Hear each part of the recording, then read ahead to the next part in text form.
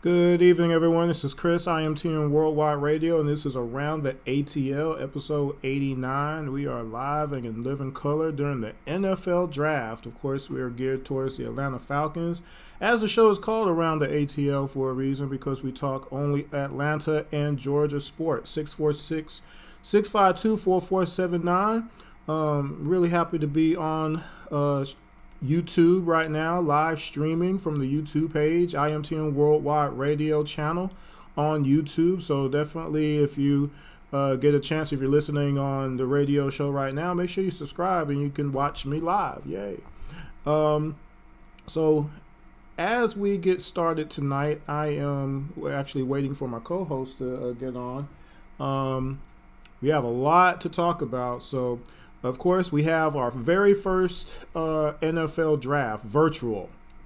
And, you know, in the times that we are living in, of course, sports has been, on the downside for a while now. So this is our first real chance to see something live on television. And they're piecing it together. It's not perfect, as they mentioned. I think it was Trey Ringo said, we're basically going to be winging it. But they're doing a pretty decent job, you have to admit. I mean, there's a lot of technology, a lot of syncing up of schedules and things of that nature, a lot of planning. Of course, they've been planning this for months, basically, at this point, right? Weeks, at least, I should say. Who's that? Josh Jones? I can't see without my glasses. 646-652-4479. The NFL Draft, though, is the beginning of a lot of careers. Of course, you never know where those careers may go, good or bad. But tonight we're going to get to talk about a few of them. So hopefully you're enjoying this. Now, remember, if you're watching on YouTube, there is a chat room. It is live, so you can put your comments there. But we prefer you to call into the show live. Add your voice to the mix at 646-652-4479. So, as usual, we haven't had a chance to do this in a while. And now I'm actually noticing that I am missing something here. And let's see if I can find. Oh, I know what happened. I must have deleted it by accident. So let's see if I can dig my notes up real quick again. But hopefully everybody has had a great week leading up to the draft. Now, of course, yesterday the draft started. We weren't able to put together a show for last night, and actually what it was we wanted to try to let the first round go by and then be able to kind of talk throughout the draft over the next few hours or so. We're going to try to stay on for 3 hours. We're going to try to break a record here. Where is the? I'm looking for my notes, folks. They're all gone. I don't know what happened to them. Let's see. Google. We know what we did in the first round. We know what we did in the second round.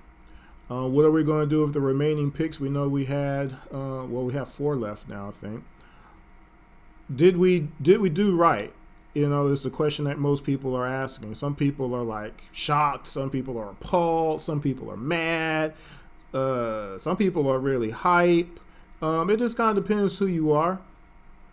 And we need to know. We want to know from all of you Atlanta Falcons fans out there that are listening and watching right now. Right now, don't have a lot of watchers. Now, I know a lot of people are watching ESPN right now, and I am too. I got the TV on. Scrolling. I got all the websites pulled up and everything too, but until they get to the next Atlanta pick, who cares about those other picks and other players? Sorry. This is all about the Atlanta Falcons right now. So let's do I'm actually also waiting on my co-host too, so trying to give him a chance to get in on the show.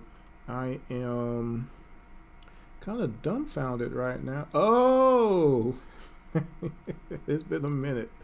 All I had to do was scroll down, folks. So what I'm trying to do is do my usual intro, giving some shout outs to a lot of the social media platforms that we're both participatory on. And let's see. Today, there it is right there. I found it.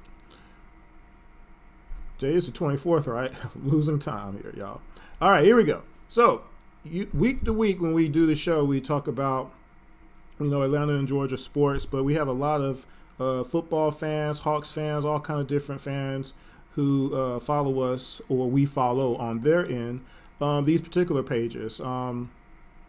Falcons Nation page on Facebook, the Dirty Bird Nation page on Facebook, the Atlanta Bird Gang page on Facebook.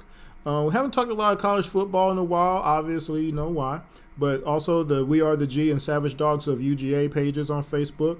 When it comes to basketball, the New Pack City, Atlanta Hawks Nation, and Hawks Nation Facebook pages. When it comes to baseball, the Atlanta Braves fan group and Tomahawk Talk pages. When we talk Atlanta United, we have the Atlanta FC fans page, and of course the Atlanta Dream, which we will get to talk about tonight. So make sure you post up on those pages. And of course, guess what? We're on Facebook as well. If you go to IMTM Worldwide Radio on Facebook, you'll never miss a show. We're also on Instagram, IMTM Worldwide Radio on Instagram, and we're also on Twitter, IMTM Radio. And if you want to listen to past episodes, you can go to Spreaker, Spotify, iHeartRadio, Blog Talk Radio, Google Play Music, all kind of different platforms to listen to Around the ATL. You type in Around the ATL, follow that page, and you can listen to all of our past shows. Of course, I do a whole lot besides the radio show. I have a company called IMTM Worldwide. If you visit the website, imtmworldwide.com, you get to see a little bit of what I've done.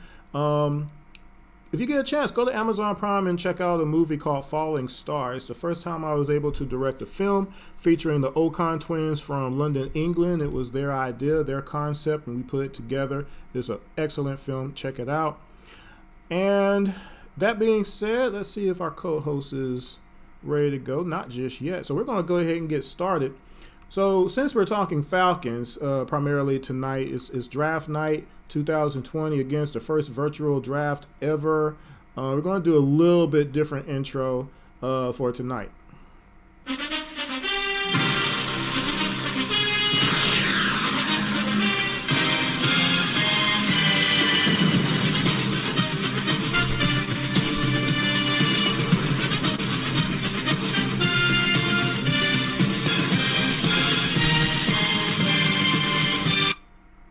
All right, so, and just like that, our co-host looks like he just made it on the line, so let's go ahead and introduce him as well.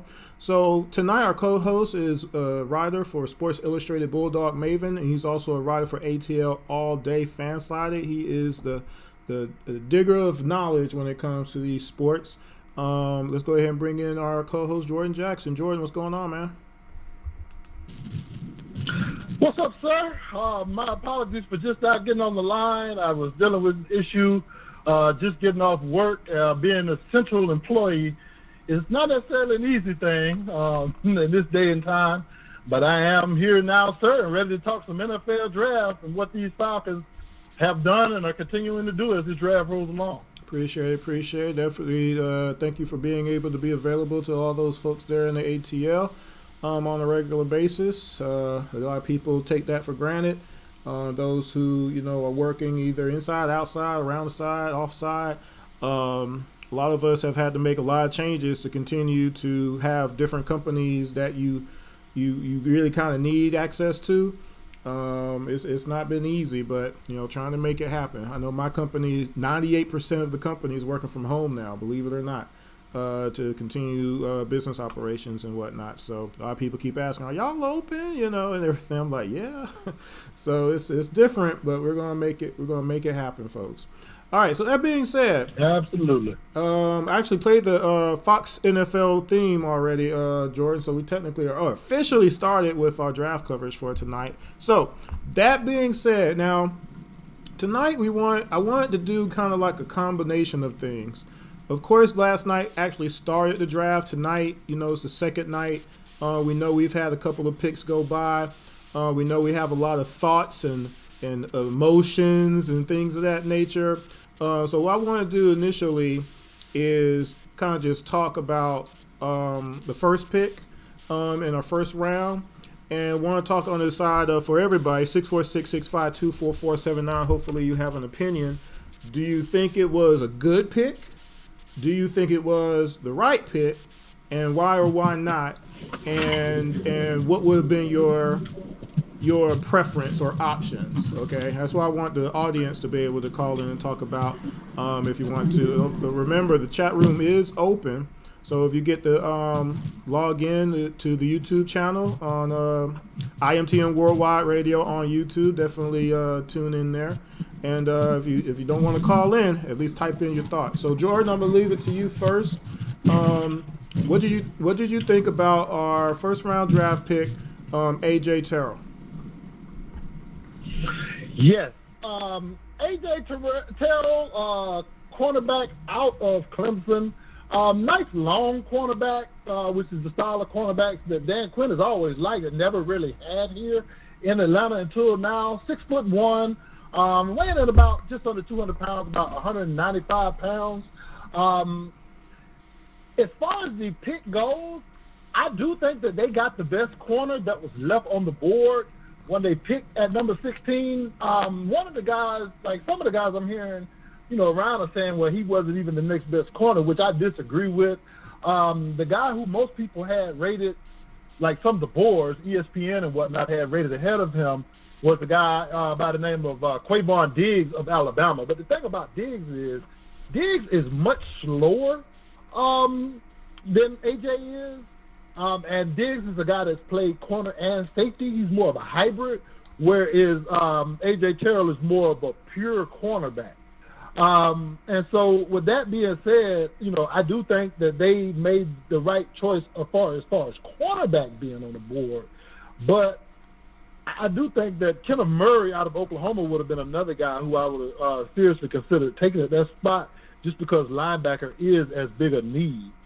Now, I'll be honest with you, Chris. I was slightly disappointed last night, but not because I feel like they made the wrong pick for what was left on the board. Coming into this draft, I felt like there were 6 premier plug-and-play defensive players at the top of this draft.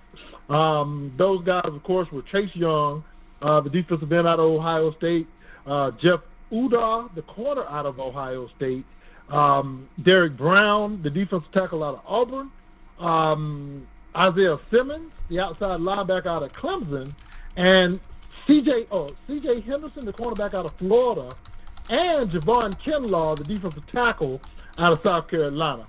And I'm sitting there watching this draft, Chris, and I'm thinking, oh my, is Kinlaw going to fall right into our laps? And lo and behold, I see Tampa trade up one spot with San Francisco, which I didn't understand quite why that happened. Only thing I can kind of figure is maybe Denver was trying to trade up to 13, and so Tampa offered a little bit more to keep Denver from maybe taking their guy, which was the offensive lineman, Tristan Wirfs out of Iowa. And so I was getting excited because I thought Kinlaw was going to drop to us. Unfortunately, he went 2 picks before we picked. And so I do think we got the next best guy as far as cornerback goes. And I do think that corner and linebacker were bigger needs than defensive tackle, even though I feel like Kinlaw would be more of an impact guy for us. And the reason why I say that, just look at the positions and look who's penciled in as the starters at those positions right now. You have Grady Jarrett, of course, at one defensive tackle, but the other defensive tackle is Tyler Davison, who we just resigned, and is a very good run defender. The penciled in right now to start at the nickel, which only has 2 linebackers. We know Deion Jones is there, but the Foye Oluwakin is the next starter. If we play 3 linebackers against a bigger team or a team that wants to go 2 tight ends, I don't even know who the third linebacker is right now, sir. That's how dire it is. I don't think we have one technically. Right. I mean, Edmund Robinson. Yeah, it's right. Nobody that you trust. Yeah, so that's definitely right. And as far as corner goes, yeah, go ahead. Before drafting AJ Terrell, Bleedy Ray Wilson was penciled in as the other starter, along with Sheffield and Isaiah Oliver, because 3 corners are technically considered starters now, and only 2 linebackers because teams are in nickel more often than not. So with that said, looking at Bleedy Way Wilson and not knowing who your third linebacker is, corner and linebacker were the two biggest needs in my opinion. And so I felt like we did address one of our two biggest needs with the pick. 646-652-4479. My take would be definitely corner was going to be a need. Linebacker was going to be a need. As far as the defensive line, as far as a pass rusher, I felt that was going to be a need as well. Now, I think a lot of people, if there's anything as far as quote unquote being disappointed, was because of all the hype talk that the Falcons were going to move up. You know how rumors go, and that's always a danger when it comes to the draft as far as what you think might happen in actual reality. That's right. So that was I think a lot of people when the pick actually happened. First of all, when everybody pretty much realized the Falcons wasn't getting up to 2, 3, 4, 5, 6, 7, 8, 9, or 10. That at that point they were probably keeping their pick. So then it was a matter of, okay, well, how far will certain players come down to the pick that the Falcons had in the first round? And then at that point, as you mentioned, it came to being best available at that pick. Now, a lot of people then were like, well, okay, well, who is this guy? Da, da, da. Then eventually people put two and two together. It's like, oh, yeah, he's that guy in the national championship game who didn't play that well. Okay, so if we think about this now me, I'm cool with the pick personally as far as just the cornerback, AJ and everything. My thing is, if we go by the last games of certain players, like in major games of any kind in any sport, and that's how you judge a player's career, that's always a mistake. Okay, for instance, we have one Trae Young that is in the NBA right now, and his last game in college basketball wasn't the most, dominant or stellar per who he is and everything, and he didn't get to the Final Four or anything like that. Trae Young's pretty good, isn't he?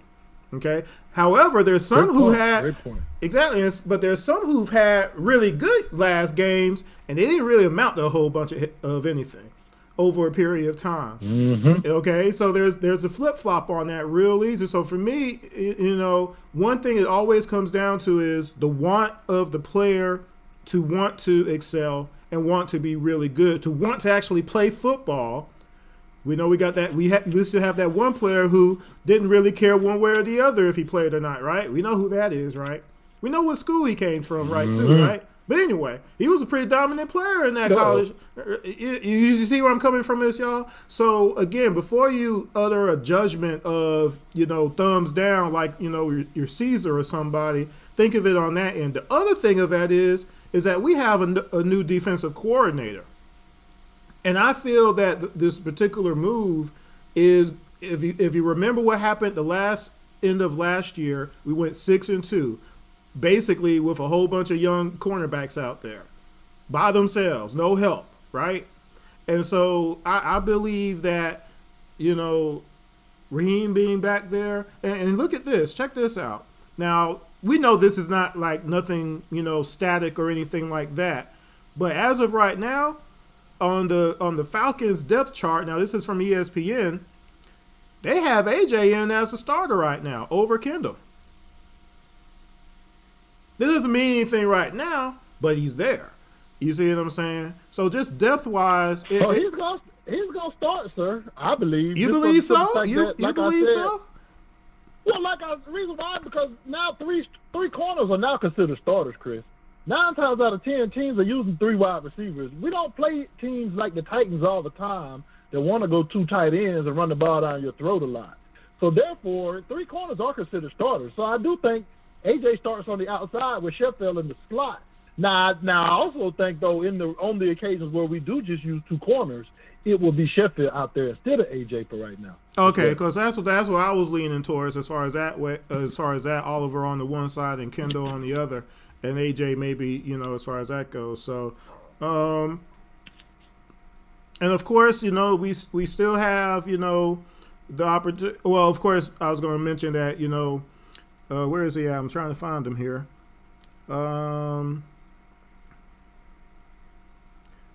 Okay, because I hadn't started talking about them yet. So we're just talking about the first round in the corner. So who would Yeah, have been the corner if we were going to stick with corner in this first round? Who do you think? I think you said his name, but why do you think that particular corner would have been a little bit better? well, no, I like the guy we drafted over Quavon Diggs, who other people had ranked higher. Oh, Because the okay. thing about it, Quavon Diggs runs a 4.5, and he's a hybrid corner safety. This guy AJ Terrell or Terrell, however you pronounce that, he runs a legit 4.4 too. And so whereas both guys are big and long, he's faster. AJ Terrell is more fluid as an athlete to me. So the only two corners I think that you would have taken over him were the two that went over him, in my opinion. That was Udo at Ohio State and C.J. Henderson. Just to look at the combine numbers on A.J. Terrell, he ran a 4.4 240-yard dash, did 15 reps on the bench press, 34.5-inch vertical, and a 129-inch broad jump. And so my thing was Terrell was the best corner left, in my opinion. I don't think we could have traded down too far because if you notice, the Raiders took a corner a few picks later who some people also claim was a reach. So I think clearly the Raiders would have taken A.J. Terrell at 19 instead of Damon Arnett, the second corner from Ohio State, had we moved down any farther than 19. The main guy who I see a lot of Falcon fans complaining that we didn't take that was on the board was the guy who I was afraid of. And that his name is, I don't know how to pronounce Case, the apostrophe L, but Kalavon Chasen is my best attempt at it. I know Chasen is correct for his last name. That's He's the correct. pass rusher out of LSU. The thing about Chasen, though, Chasen also, he has had an ACL issue in the past. Exactly. And Chasen is more of a 3-4 outside linebacker, more of a hybrid type guy than a defensive end that puts his hands in the dirt. So now if you draft this guy, you're looking at playing him as your third linebacker in a 4-3 on running downs when you go three linebackers, but then you want to use him as a pass rusher on third down. I don't have faith in Dan Quinn and the guys. I don't know we got a different defensive coordinator, but Dan Quinn is still at the head, and I just feel like a guy like that has not fit our defense yet. Vic Beasley was a little bit of an undersized type guy, even though he played with his hand in the dirt more in college than Chasen did, and it didn't work out because we were trying to play him at linebacker and at defensive end. People were saying we were messing him up by playing him out of position. You know what I mean? And I think we would have been looking at another situation like that with Chasen. That's why I agree with us not going with him. My main disappointment was, and I really didn't want us to trade up as high as to get Chase Young because it would have cost us too much. My main disappointment is one of those 6 players didn't drop into our lap, with Kinlaw being the one that had an opportunity. And if we did go up, I would like to see us go up a few spots and get him because it would have cost us a whole lot less in draft capital moving forward. 646-652-4479. I agree with you completely on Chasen. That's where I was feeling as far as that goes. I was not sweating that one because I just don't think the fit would have been there on this team, and we didn't need someone else who, on the NFL level, would borderline be like a Vic Beasley, where if he didn't develop any other moves, was he going to be strong enough to actually get through to anybody? And in particular, coming off that edge and really, getting bounced off by, running backs and people like, or even wide receivers, maybe even every now and again. So I didn't really want to see that. Having a speed rush is cool, but at a certain point, we gotta be able to have some pressure and have somebody who technique wise is going to be good. But the other thing is injury part of it. And I know I just didn't feel comfortable on that end, just with the injury part of it, of taking that kind of a risk in this particular case in the first round, especially at this point. So I'm definitely I'm cool with the pick. Yes, we would like to maybe see a little bit of movement, but once it looks like this is where they were going to go, it filled a need, obviously. And then moving forward, we're going to see how it plays out later in the year. Now, in the second round, oh, by the way, FYI, Real quick though, for before you everybody, move, okay. we do have another pick in round 3 coming up. Pick number 78. Actually, we just picked it. Matt Hennessy, a center out of Temple. So there's your answer for everybody as far as moving on eventually from. Oh goodness! Now I just forgot his name. Give me his name, Jordan. Alex Mack. Mr. Mack. Alex. It was eventual. So I think this is a good move as far as filling that particular need eventually. But go ahead, Jordan, on your comment. Well, just one point I wanted to make before you move on to the second and third round picks is now I do think this is a prime example where winning those games late in the season did hurt us. Because had we just lost one more game, we would have had Javon Kinlaw on our defensive line. And now, obviously, Chris, I'm not one of these people that say that you lose on purpose. I know that players aren't going to do that. But and I'll say what I've said on this show before again, I just don't understand why we were playing guys like Adrian Claiborne, like Jack Crawford, like Justin Hardy, for example, as opposed to letting our young players play towards those last 3 or 4 games. Now, if you let the young guys play, obviously you don't take Matt and Julio and them out, your guys are going to be here. But some of those guys I just mentioned, they're not even here anymore, Chris. Yeah. So I would have rather played our young guys, let them get experience, and if we just won those games, we just won those games. But I do think playing more young guys as opposed to playing a bunch of vets who are not even here anymore would have probably gave us one more loss and probably gave us Javon Kinlaw, to be honest with you. So there's one situation where I do think winning those games kept us from getting one of the 6 premier defensive players in this draft. Now, let me ask you this, because some, in regards to Kinlaw, how do you feel in regards to him being seen as someone who really kind of underwhelmed at the second half of the season? He pretty much only had good games against Georgia and Alabama. He made his mark, and then after that, teams adjusted to him, and he didn't really do a whole heck of a lot. What do you think about that? Well, I think that he was the focal point, though, on that defense. And I think in the SEC you have some really good linemen that if teams scheme to take away one good lineman and there's not other good linemen they have to scheme for, I think that, that adjustment is a lot easier to make in the SEC. Now, with that being said, could it be a situation where he was maybe concerned about not getting hurt and that kind of thing? Yeah, possibly, but I just think next to Grady Jarrett, it'd be a great fit. And I just think that, the guy is 325 pounds. He's extremely strong, extremely athletic for his size. I just think playing with a Grady Jarrett, you can't double team both defensive tackles all the time. And so I think that would have gave him, exactly what he, the exact scenario he needed to be extremely successful here in Atlanta. And I try not to get too skewed by it, but, man, we had a hard time blocking that guy at UGA. Yes, we did. UGA has one of the best offensive linemen, lines, yeah. some of the best linemen in college football. We had 2 guys go in the first round on the offensive line, both tackles. You know what I mean? Yeah.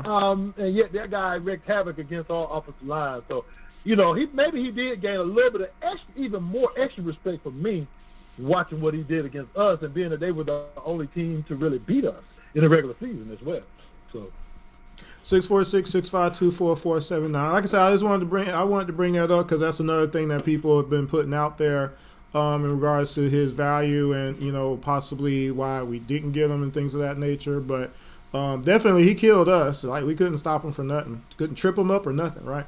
All right, so second round, and we'll come back to the first round eventually as we go through these picks and whatnot. So the second round of the draft, which is of course started today, we got a defensive lineman, Marlon Davison out of Auburn. Now this is another player that in the SEC we've gotten to see good little bit of in regards to his play, his style, his strength, his ability. I I know on ESPN there was one mention in regards to weight, as far as that goes, as far as being under control. Now I'm gonna let you start off with this particular pick as well, Jordan, as far as Marlon Davidson, and then I'll follow up after you. Okay, we got Marlon Davidson. He is. Give me 1 second to get my stuff together. He's 6'3", 303-pound defensive lineman out of Auburn. Now he played quite a bit of defensive end at Auburn, but I think that the weight is getting his weight down isn't a concern for the Falcons. I think if anything, they're going to want him to get his weight up a little bit because I think he's been brought in to play a lot of defensive tackle for us. Now it may be a guy that you see used on the edge, on early downs to set the edge against the run game, but then like replaces Tyler Davidson as a pass rusher on third downs. They'll be able to try to provide a push in the interior for the Falcons. I like this pick. I like picking proven SEC guys personally. Guys that have battled in the trenches in the best league in the country, because those guys won't be nearly as overwhelmed as, say, a player from a smaller school making the transition to the NFL. Because it's just, honestly, if you play for, West Montana State, you're not facing the level of competition that Auburn is facing on a consistent basis. And so I like the pick. I like the fact that we addressed the defensive line. I am concerned that we have yet to address the linebacker position. Because I saw there's a bigger need, but just looking at the player in a vacuum, Mr. Davidson, which was funny. We have a Tyler Davis son without the D in the middle, and we have a Davidson now, so that's going to be kind of confusing. Yeah. But I do like the pick just as far as the player himself. 646-652-4479. Just for the people who, back and forth talked a whole heck of a lot of stuff in regards to two players that still haven't been drafted as of yet, as far as what I can see. I just have to say this. So far, for some reason, Jake Fromm and Jacob Eason have not been drafted yet. But anyway, all right. So when it comes to Mr. Marlon Davidson, now this is interesting. Now you alluded to it. That's why I wanted you to start off. That he did play a lot coming off the edge. Now, one of the things is that some people might be looking at is, does this particular player make Tack possibly expendable to where you can maybe trade him on the side of getting a linebacker or not? So where either it be Comiskey or someone else, to where if Marlon is put up there with Grady and or switching out with Tyler Davidson, can that happen? Of course, like you said, he'd have to get his weight up a little bit more to play the tackle position or whatnot. But remember, we do got Fowler on the one side. So at a certain point, we need to figure that out. But at the same time, again, just like you said with Aluakon and Deion Jones basically being a real only two linebackers, because I don't think many people are going to really count Leroy Reynolds and Ahmad Thomas right now either. What are we going to do? Because let's see, what pick are we on now? I can't see with my glasses off right now, but we're getting kind of deep to where do we really think we're going to be able to get that that diamond in the rough sort of player, to where we need them to start potentially at this point. Now it can happen, but it's less and less likely right now. What you think? Right. Unless we make a move to get back up into the third round, we don't even have any more picks tonight, which means you're looking at a fourth round pick, which we have two of, and I'd imagine we got to take a linebacker in the fourth round. You're looking at a fourth round pick possibly being a key player. That, we've seen it happen, in year one, but it doesn't always happen in year one. So that's a little bit shaky for me, sir. I'm hoping that they can maybe find a veteran that is cut or something to give us more depth there, in my opinion. But I do think Davidson will be used more as a defensive tackle, and I do think, we'll see Tack still on this roster because, we do need depth on the defensive line as well. Because that's a position where the four guys don't stay out there for all the snaps. They rotate in. So Yeah, of I course. like the pickup. Just don't like us ignoring linebacker so far. Yeah. Because right now you have Tat, you got Dante, you got Grady, you got Tyler. Then you got John Comiskey, Alan Bailey on the other side, and then Marlon Davidson, and then I don't even know who this person is, to be honest. Jacob Mariner, not sure who that is. Then we got Deidre Sanat, Yeah, Austin Tua Larkin, and Mariner, he Stephen was a Means are practice still squad here. guy. Say it again. Jacob Toyo Mariner was a guy that's been more of a practice squad guy. Has seen some action with us on the active roster. Dejan Sonata is still on the team too, if I'm not mistaken. Yes, he is. We didn't see him all last year. That's why I mentioned it. So I'm like, what are we doing with that? Because see, right there, you're talking 1, 2, 3, 4, 5, 6. Wait a minute, 1, 2, 3, 4, 5, 6. 7. That's a lot of guys right there. And we still got Stephen Means. He's listed as questionable, but he's still here somehow. Yep. So I think that we maybe re-signed him to a 1-year deal. Yeah, so I think somehow another a move. I think somehow another a move is warranted, because the other option would be what unsigned free agent. Undrafted free agent. Oh boy. And oh boy, we know our history in the last few years in regards to that. So I still think some work needs to be done. But just for the fact that the first 2 picks were defensive minded, that's good. I think though people had would have liked to have seen a little movement, draft pick here and there, move up a little bit, try to finish filling those needs out. There's some people who keep talking about maybe moving Neal at linebacker. Is that possible or not? I don't know. You got Rico. I think Rico's would be. It'd be hard for him to move up to linebacker. I don't know. I don't know if he'll be big enough to play linebacker on a regular basis or whatnot. Rico's not big enough. Ain't no way. Yeah, I don't think that. Rico's not. Yeah, that Neal might work, but honestly, on first downs, I don't think you want Neal at linebacker either, especially if a team's got 2 tight ends and you got 3 linebackers on the field. The only way I believe that Neal works at linebacker is if you use 3 safeties on passing downs. Yeah. Y'all know how I feel about it. KZ needs to stay at free safety in the middle of the field. Exactly. He's the ball hawk. That's what he does. But if you want to bring Rico in at strong safety and play Neal at a nickel linebacker alongside Deion Jones in some passing situations, I think that could work right there. Yeah. Well, this is again, first of all, for everybody, this is the first virtual draft ever, and there's we probably will never see one again, but probably, I'm doing air quotes on the YouTube channel. Definitely interesting. We still get to see some reaction, but probably not as much because people know they're at home. They don't want to act a fool, right? And don't want to get hit by mom or something like that. But it's still a fun time for these players. It is a once in a lifetime opportunity. To get into the NFL. Everybody doesn't get to play in the NFL. It is still a privilege. You have to work, and then hope that somebody values you enough to use one of those very valuable draft picks that they've acquired over a period of time.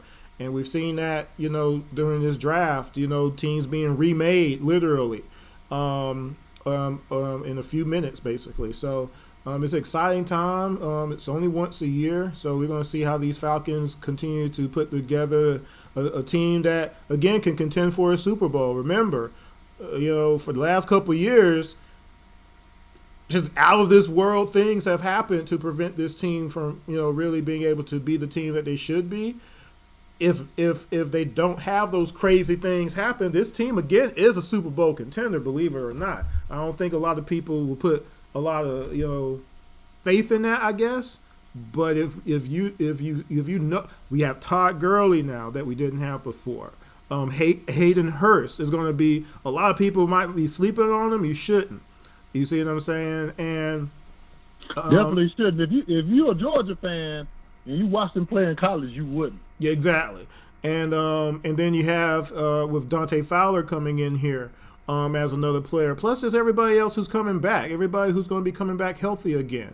This is going to be a dangerous team, you know. Plus, too, just think about some of the other people. I mean, Edo Smith, Brian Hill still being here, Quadre Ollison still being here, Zacchaeus. You saw what he did last year.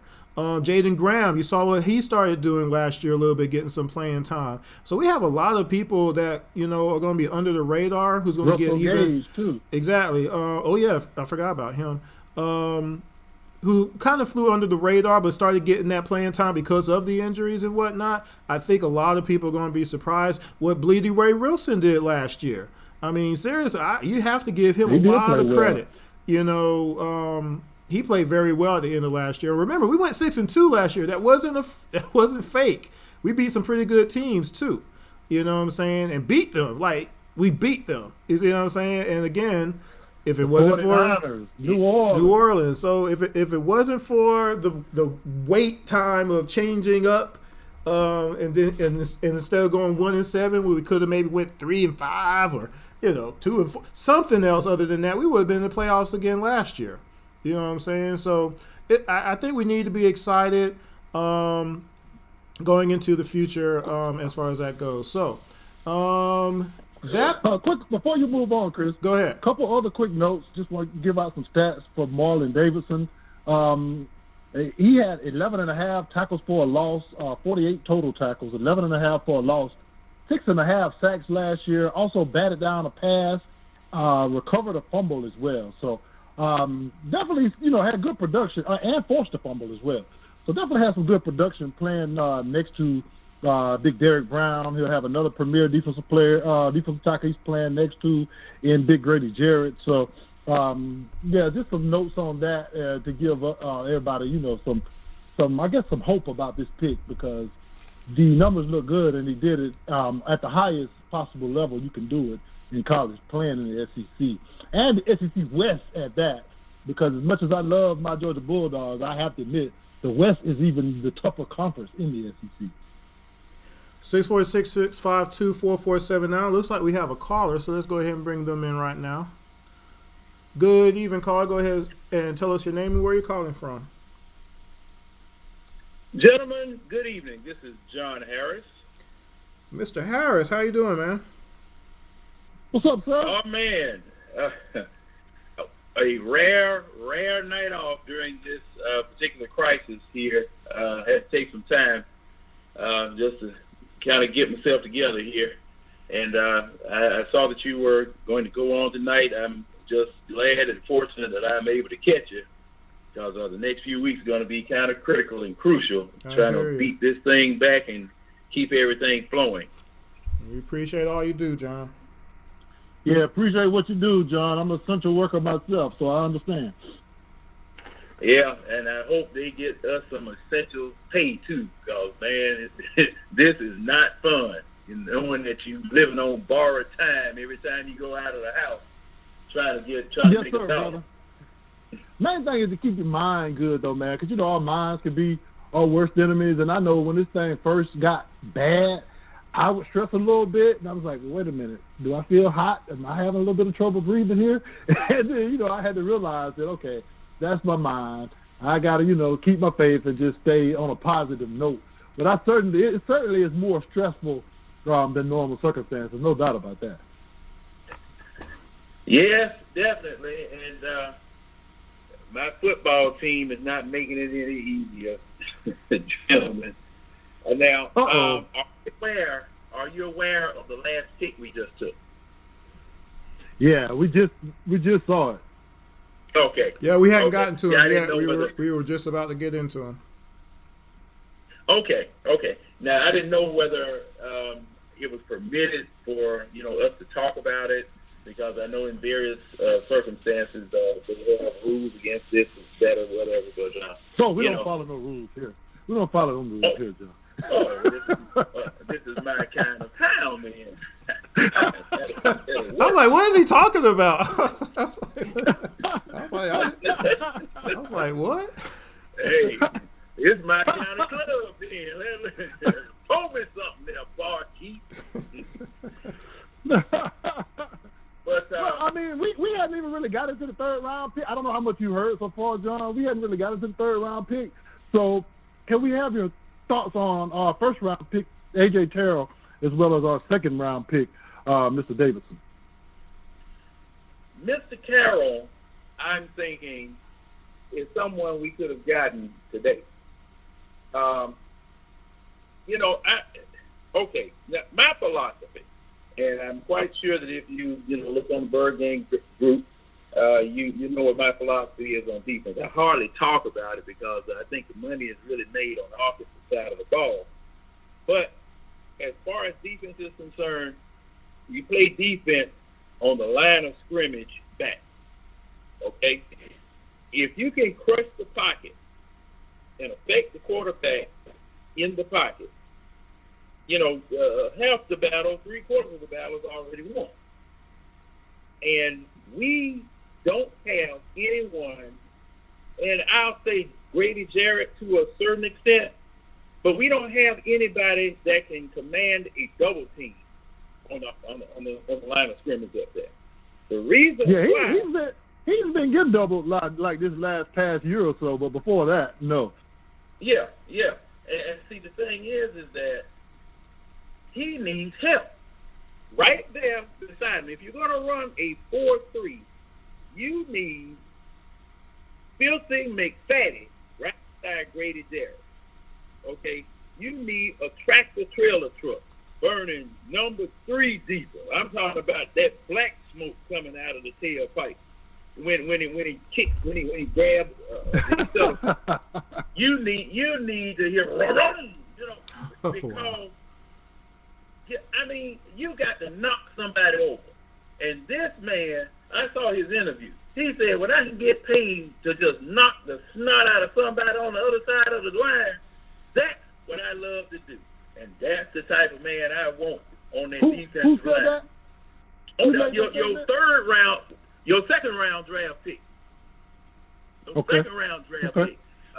Toddy posted I think it was Toddy Jones that posted an interview from him right after he got picked. I don't know when that interview was cut because you're not going live or anything.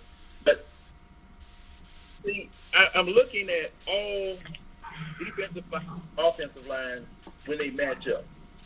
You create a couple of double teams, then that cornerback that's blitzing, that linebacker that's blitzing, or that safety that's blitzing can get through.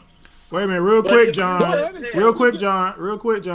And actually, we'll see blitzes because we have a new defensive coordinator that actually will call blitzes now. But anyway, go ahead. There you go. Yeah. And I was also going to say before you keep going that it also gives your defensive ends, in this case, Tech McKinley and Dante Fowler one-on-one when you have your tackles getting double teamed. And, I don't know what to make of Tack. I still don't know what to make of him. The first time he gets a sack before talking, the next time he does that, it'll be the first time. But I do have some level of hope for Dante Fowler, so I agree on that note. Yeah, it makes it. You're absolutely right. That's what I was going to get to. Because, okay, if you create a double team and 2 men have to take somebody on the interior, you can stunt inside, loop around inside, loop around outside the next time, swim move counterclockwise this time, swim move clockwise this time, punch the man.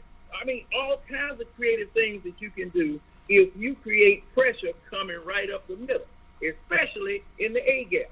But if you just have your 4 down linemen matched up with 4 offensive linemen and they are handling them, there's an extra lineman, whether it be the center, guard, tackle, or somebody that's free to pick up that poor little blitzer that's trying to rush in between a gap.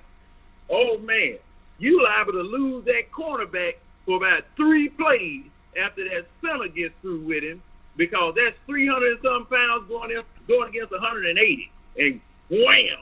It's just like running into a brick wall because he's going to pancake it. So if you have somebody to create a double team and make a gap there, that man can come straight in wide open and, if not sack the quarterback, affecting some, make him move off of his spot. And especially with a Tom Brady in this particular division because he's reliant upon being protected. You saw how New York used to affect him.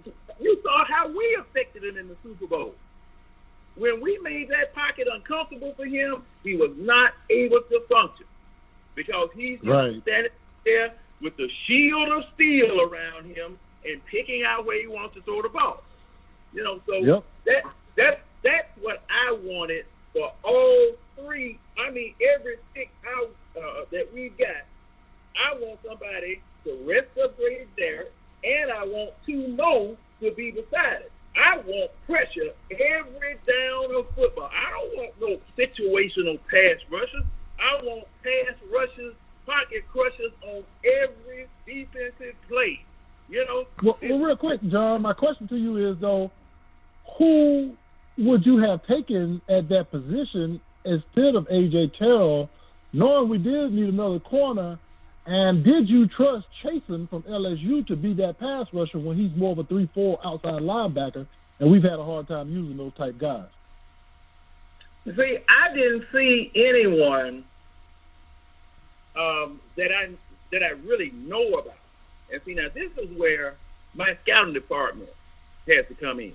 This is where my scouting department has to come in. Because, see, I tell y'all, I say it all the time.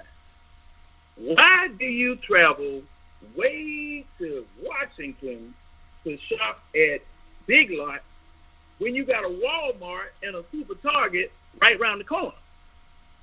You got the SEC, man. You know more than two states. I agree, but I mean, whatever you in need. their defense, John, they did go Clemson and Auburn with the first two picks.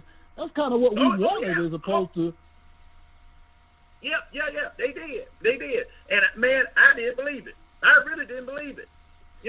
But see, as far as like I said, for the defensive line, you see, I was saying, okay, you need a corner, fine. This man that you took in the first round, you could have got him in the second or third round. Okay? I don't think so, John. I think Not in this Raiders case. I don't think so. Not from what we've seen that actually has transpired. Yeah, everything I'm seeing, we wouldn't have gotten him. Or someone comparable. Everything I'm seeing is the Raiders would have taken him, John, as opposed to them taking the number 2 corner from Ohio State. So had we not taken him, had we traded down any lower than 19, we would have had to go a different corner, or wait to the second round to get a different corner, because he would not have been there in the second round, from what I'm hearing. Okay. Now, we also have to keep in mind, and I don't know why his name is escaping me, but the kid from LSU that was the corner last year, the guy that they were saying was better than the Georgia corner, but he ended up going third round. So these draft experts don't always get it right. In fact, their board is way different than NFL GMs oftentimes. Yeah. Right. I agree. But my thing is that was this corner that we got the best corner in the draft? Well, I mean, we weren't going to get so. that just because of the pick that we had. So that wasn't really I plausible. think he's the best corner available. Yeah, I mean, unless they were going to go all the way up to number 3. Right, the best corner was the third pick. You're right, Chris. You know. Yeah. And see, I really think this guy has a chance to be as good as C.J. Henderson out of Florida, to be honest with you, John. So I don't have a problem with the pick. My thing was, though, is that big diesel you talking about, okay? 325 pounds, Javon Kinlaw, with 2 picks before we picked. And with all the talk we heard before the draft about him being aggressive and maybe even going up to get Chase Young, and I wasn't even in favor of that, because I don't want to trade next year's first-round pick under any circumstances. I don't want to trade next year's first-round pick with Dan Quinn and Thomas Dimitroff in charge, you know what I mean? Because who knows what will happen during the regular season. But if we could have just gave up, say, a third-round pick or one of those 2 fourth-round picks to go up and get Kinlaw, that's what I wanted to do, and that's why I'm disappointed, not in the pick himself. In fact, I got to give a shout-out to A.J. Terrell because, even though he went to Clemson, he is a Westlake High School product from right here in Atlanta. So I'm trying to get him on the show, too, by the way, everybody.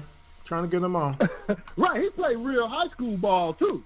And the thing is, now, Clemson don't necessarily face the best competition, but he faces good competition every day in practice because Clemson always has good wide receivers and good talent on the offensive side of the ball. You also got the quarterback, Trevor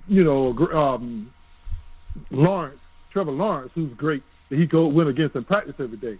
So my disappointment is more on not getting that diesel like you talk about in trading up for Kinlaw, but I'm not disappointed, particularly with this young man. I do think he was the best corner, regardless of what some of these draft experts say. I do think he was the best corner available when we picked. I think he has a chance to be better than even Henderson from Florida. People talking about him getting burned in the national championship game. Yeah, he did a few times, but I'm going to tell you something. When you go watch the film on that one down the right sideline, he had perfect coverage on that. There's nothing he could have done. That was just a dime dropped in by the number one pick in the draft to a good wide receiver who was the first round pick in the draft. Well, no, actually it was the other wide receiver who's still in college, who was really put up better numbers than Jefferson, who was hurt and who was drafted in the first round. So we want to look at the bad. We also have to look at the good. His pick six in the national championship game the year prior against Tua, who was pick number 5, Tagovailoa, who was pick number 5, it actually set the tone for that championship game in which Clemson beat Alabama. And so I think this kid could end up being a good player, but I will say this, and I got to be realistic with it. Most rookie corners struggle in year one, guys. And the other thing I see with this kid is he kind of grabs and holds a little bit, and he has a knack for getting away with it in college.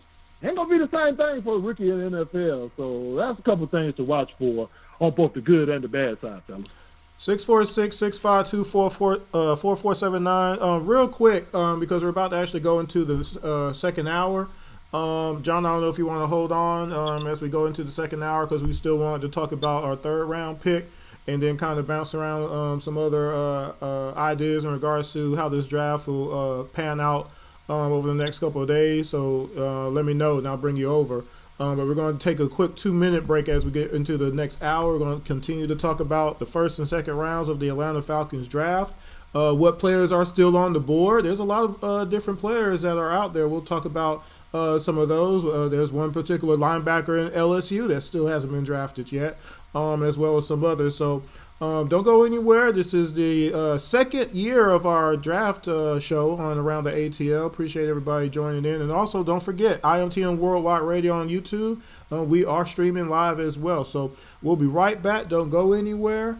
And we're going to have some fun tonight, y'all. So make sure you tune in. Also, don't forget, we're going to talk some Atlanta Dream draft. We might throw in some NBA draft as well. So don't go anywhere as we come right back on Around the ATL.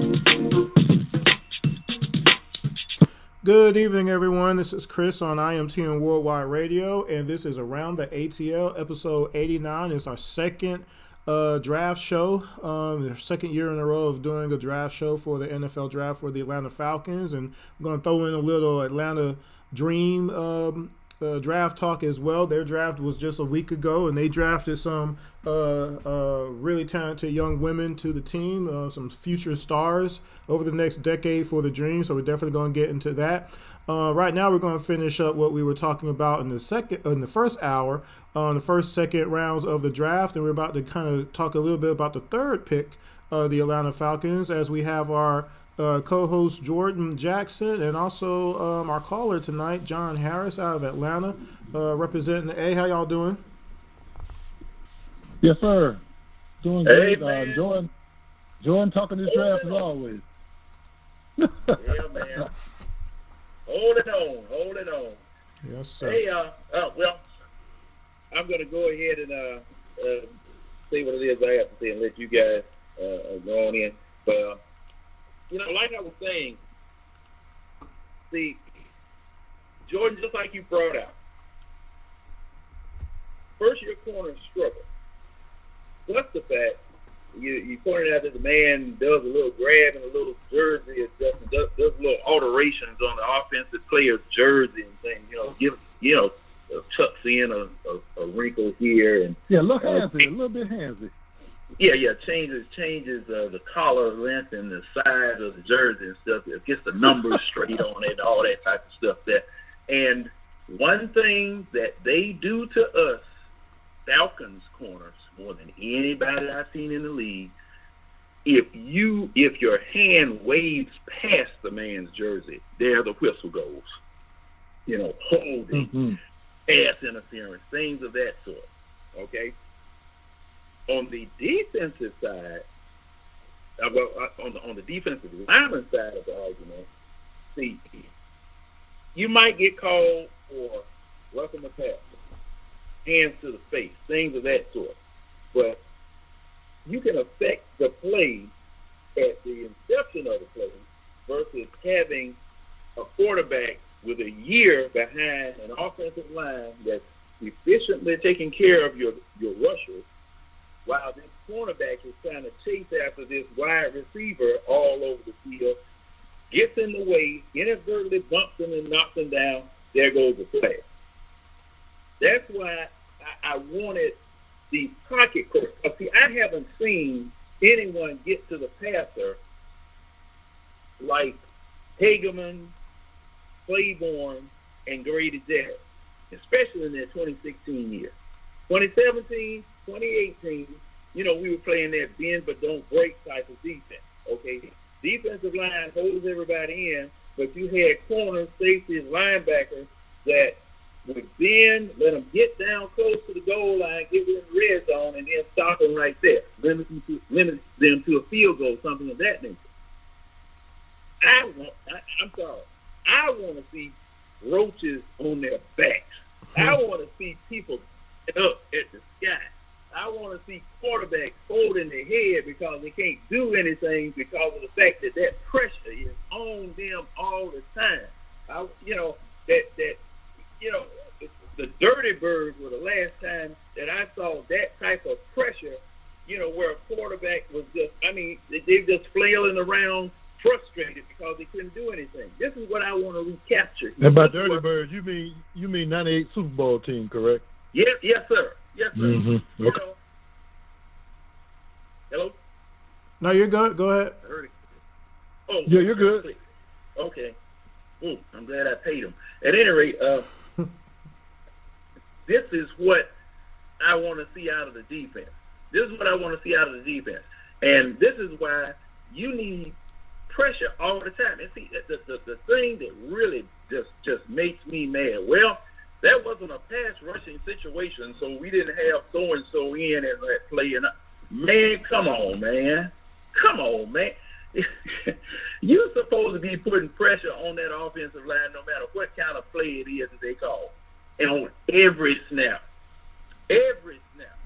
you change your personnel on the back end, go five, go to the nickel, go to a dime, go to a dollar defense or whatever, but you still keep that pressure on that offensive line.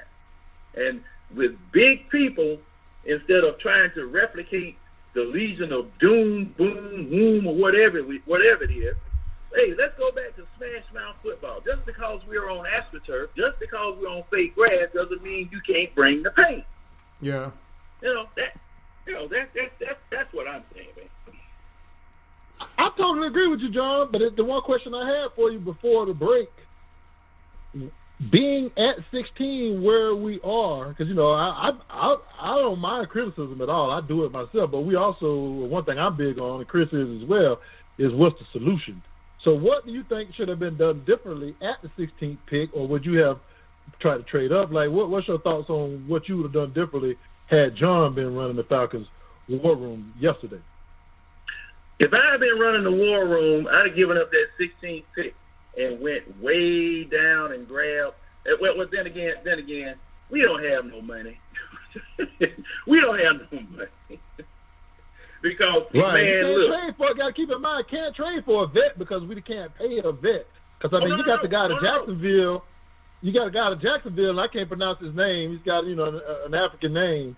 But he's a very good pass rusher that's disgruntled and wants to be traded. Jacksonville just took the pass rush out of LSU, who I wasn't sure about. So they're looking to trade this guy, but we can't pay him. So, we got to sit that one out. Well, see, what I would have done, me myself, because of the real need on defense. The real need is defense, okay? I would have traded down and grabbed us as many second, third, and lower round picks and just went and grabbed some people that my scouts. See, this is why I'm so hard on the scouting department. Now, do you know Bill Belichick during the combine? He wasn't at the combine. You know where he was? He was in Tennessee, working out an offensive lineman and a defensive lineman out there in Tennessee. Okay? Take this, oh. Then, now don't think he ain't went to Georgia yet. Don't think he ain't been to Georgia because he told them he was coming back this year. Oh, he's always in Georgia. He has a relationship with Kirby Smart because he knows what we produce as far as players on the professional level. And not gonna pay too much for him either. Not gonna pay too much for him either. Okay, now we're supposed to get $10 million off of that Trufant contract back in cap room in June, correct? I think by June 10th or something. All right. You go down. I don't know. Yeah, I if I'm not mistaken, I was listening to 790 Zone. No, excuse me, not 790 Zone, 92.9, and they were saying that we're supposed to get some cap room in June because of Trufant. I got to look into that just for the simple fact that now they usually allow you to go ahead and cut guys now, and I thought you go ahead and get the space like immediately. I didn't think that you had to wait till June anymore. So I got to look into that. If we do, then we need to make the most of it. That's for sure. If we got more room coming. But as far as the 16th pick, though, so you're saying you would have traded down or you would have traded up? Like, what would you have done, preferably? What would have been the best case scenario? I would have traded down and grabbed all the defensive linemen that I could find. Cornerback, things of that sort, because my draft would have been heavy on defense. Now, supposedly, okay, we're going to go into this third round pick, which is the center. Supposedly, Lindstrom that we got last year is supposed to be moving into the center spot when Matt retires. This is what all the talk was last year. So that's why I'm asking, why did you pick a center this year? Because see, they said Lindstrom, or McGarry and Lindstrom, okay, y'all fine over there where you are right now, but eventually Lindstrom was supposed to move over into the center spot. So this is why that center pick is puzzling to me. Well. Yeah, go ahead and set up the pick, Chris. Who's the pick? Well, we can talk about yeah, that's right. So just to do that real quick, Matt Hennessy out of Temple pick number 78 on the 2020 NFL draft. He's speculated to, be the heir apparent of Alex Mack, who's had a great career, by the way, Pro Bowl and everything. Now, I will say this. They might have changed their mind because I think on the basis of how injuries piled up last year and things of that nature, and as far as depth and everything. I mean, if we look at the depth chart just on that side of the ball, you have Jake Matthews, of course, Caleb on the other side, and then as far as your guards, now right now you have Matt Gano on one side, then Lindstrom on the other, then Alex Mack. Alex Mack's going to play this year. Now, once Alex is gone, if you were to move Lindstrom, then what do you do if what do you do if Hennessy all of a sudden? Is he just drafted as a backup? I mean, now there's a lot of third rounders who are starters, of course, in the NFL on the offensive line. But, as far as our depth, you got who? Wetzel, Carpenter, McCray, Jamon Brown. I don't know. I don't even get me started, Jordan. But Jamon Brown and Carpenter, boy. It's going to be interesting just to see who does play where over this next season and a half, really. Because I think what will happen is more than likely is that eventually we're not going to see Carpenter or Brown here.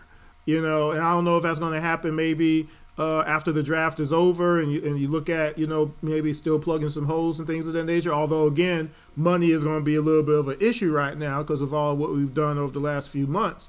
But I don't know. This is going to be an interesting setting in regards to this third pick and where he's going to play. Capability-wise, I mean, I haven't seen a whole bunch of tape on him. I saw some of it while I was starting the show and everything. Can that translate into the NFL? Sure it can. Will it? We'll have to see.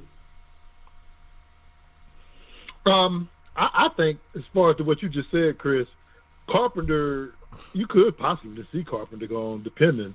But I think Brown, just off of his contract, will be here. But that's just an example of bigger guys don't necessarily always mean better.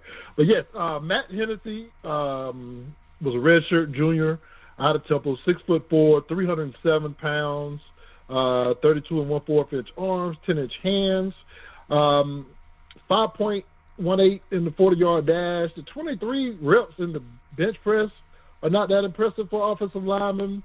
Did a 30-inch vertical, which is which I don't. I got to go back and look. I don't think Lindstrom's was all that great though, and he played pretty well. But I usually like to see that higher as far as the reps go. 110-inch broad jump, 30-inch vertical, which is good for a big man. But the thing about him, which is Dimitrov likes these guys that are starters, captain type guys. Which I don't think he was a captain, but he was a 3-year starter. And he's also, according to NFL.com, was awarded a special practice jersey as one of the toughest players on the team. And the scout that I'm looking at here, who I trust much more than I trust Mel Kiper of ESPN, I'll give his name in a second, but he's a guy who does breakdowns for the NFL draft. His name is Lance Zerline. Now, I don't like the NFL comparison, which is going to scare both of you guys because the comparison he has up here is Joe Hawley. Oh, my. Oh, wow, really? What? What in the world? He says flexible lower body and athleticism to race and reach to the second level, offers ability to pull and get out on screens, plays low to high well with consistent pad level into contact, leverages and lifts well on base blocks. Those are just some of the pros, and the cons are a little bit undersized and will need to add additional mass at the pro level. Lacks the desired length to create separation, which was the thing they said about Lindstrom as well. Unable to do a whole lot with the bigger two-gappers. And then so this is the one that bothers me. Doesn't have two-possession experience. Because I was going to say before I saw that one, that the best case scenario would be if this kid could win the left guard spot instead of Gano, because that means he's a baller. If he can get in there and win that competition and then slide over the center the next year. But looks like, he'd be a guy that will be the guy they're gonna look to groom Alex Mack. I personally don't like this pick just off of need wise, because if you're gonna try Gano at guard, or if you're gonna upgrade the offensive line, it should have been as a guy as a competition for Gano at guard or as a tackle in preparation to maybe slide both Lindstrom and McGarry inside one spot down the road. But I personally just still like linebacker, and I know it's not a pass rusher or a big guy, John, but linebacker is just much bigger of a need. We lost Devondre Campbell, who wasn't great, but we don't really have a true replacement for him. Fourier Lewickin is our second linebacker, which we're playing two linebackers more often than not. And like we said at the beginning of the show, I don't even know who's the third linebacker if we put three on the field. Is it Leroy Reynolds, who just came back? Is it Jermaine Grace? I'm not comfortable with that. Edmund Robinson. I would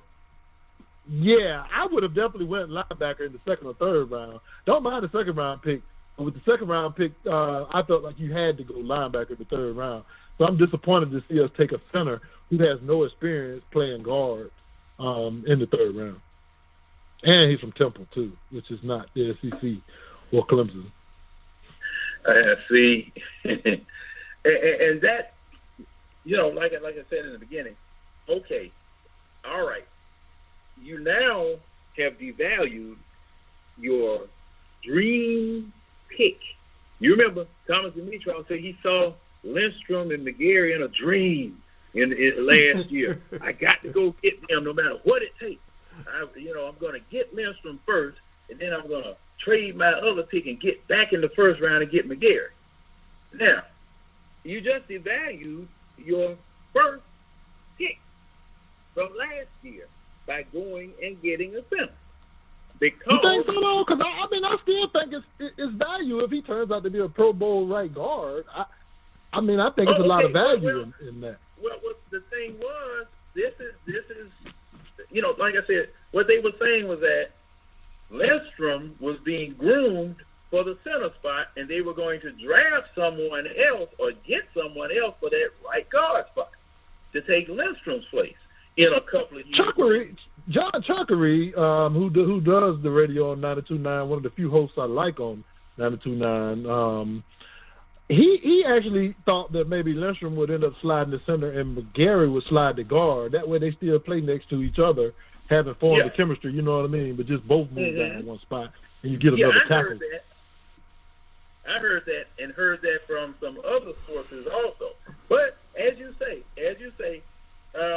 they might have changed their minds or whatever. But can Lindstrom, or are you going to keep Lindstrom over there in the right guard spot and McGarry there? Hey. But my thing was that, okay, Alex Mack is getting ready. Okay, this might be Alex Mack's last year. Okay? Probably. Now, can this, Probably. Okay, if this is his last year, can this center you just drafted step right in next year and take over the spot? Versus, well, then again, you know what? We about in the same predicament because, see, Lindstrom didn't play at all last year. Lindstrom came back later on in the year, so it's just like you got two rookies playing. He looked good when he played. But he looked good. He gave us some very on snaps wise. It's McGarry that got beat down. He gave up, I think, the most sacks in the league of any tackle, definitely of any right tackle. So he's tough and he's got potential, but he's got to play better. No doubt about that. That man was playing with a bad oil pump. Now, I'm telling you, man, now that scares that scares me to death. Because, see, look, man, when you talking about the main pump not pumping right, that scares me. That scares me. And then when you talk about, I agree. It's a minor procedure. Look, man. There's nothing minor about the heart. Look, the heart and the brain. Look here, partner. You get the fumbling around in there. and fixing on stuff and trying to repair stuff, especially in a regular heartbeat that takes all of your energy away. And did you see how he had to rebuild his strength in order to be able to get back on the field? No, man. That's scary to me. That's scary to me. Yeah, I question that. After we learned about that, Chris and I both on this show questioned why not only you use a first-round pick on a guy that has a heart issue, but you traded capital to get back into the first round. Yes. I think he has the potential to be a good ball player as long as, he's Yeah. blessed to have good health, and I pray he does. But that's very concerning. And like I said, he just got to play better because he can't be among the top 10 guys in sacks given up this year. We don't need that. Real quick, 646-652-4479. Just have another announcement in the draft. Jay Fromm and Jacob Eason still haven't been drafted yet. I don't know what's going on, but anyway, so as we continue, I gotta do it. I gotta do it for y'all. As we continue, I think if anything, depth was going to be because of what's happened the last 2 years. In all seriousness, kind of as a prelude to how some of this. I mean, it's not like we had like a bevy of picks in the first place. So when we're talking about needs and needs analysis, to go ahead and get a center or someone capable of playing that position and or playing another position if he bulked up, depending on what happens with Lindstrom, I think you had to go ahead and do it now rather than maybe wait a year, because you just don't know the future. A lot of this is going to come down to coaching. I just go back to that coaching and accountability to get people where they need to be at as quick as possible. So with what's all going on now, that makes it even harder because you're not able to hold. Of course we saw it. It's not like all these players got to be seen in person and stuff. A lot of them did tapes and things of that nature, but it's not the same. And now you're talking about when you usually would be doing practices, with certain players and stuff. That's not going to happen. Are they going to actually have a training camp? We don't know. So this is definitely going to affect things as well as far as what's going on in the world right now. So that's going to be interesting. So I'm just looking at it from these last few rounds and what picks we have.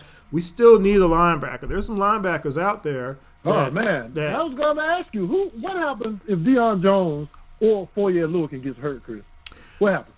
Well, in that case, that basically means that let's see, Alan Bailey and Ahmad Thomas and Leroy Reynolds are going to have to step up.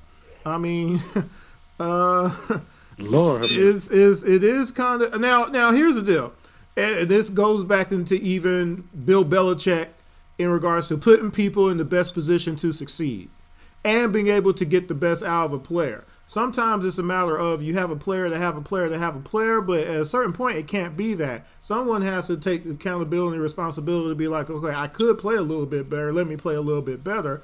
But then it's on the coaching side to say, okay, well, let's make the scheme or let's plug and play where they can play better to where they can be an asset rather than a deficit. Whether it be, okay, we all need to be better tacklers, or we all need to be able to run better to the ball, or we need to do this, whatever it is, technique or things of that nature. Of course, health is another thing where, you can't ever predict somebody, leg breaking and snapping and all that kind of good stuff. But all the other stuff that's controllable, 6-2 last year showed that we can do it, that we had enough players to actually pull off stuff. We proved that. So it's just a matter of, can you carry that on with what we have? But yeah, really right now, yeah, we need another linebacker. Unless the True Font money or whatever I don't know if there's any free agents out there on the linebacker side that would be the equivalent of someone on Devondre Campbell's level per se. Or do you move somebody else out, like a John Comiskey? Do you put him at linebacker possibly and move some others into the defensive end spot? So he's too. Yeah. I guess he's too big. So.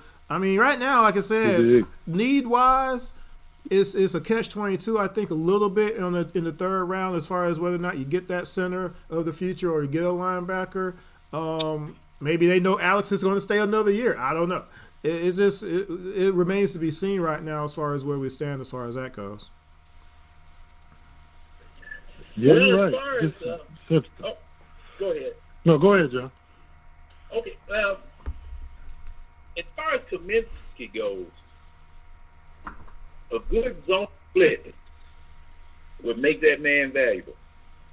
A good zone split to make him valuable.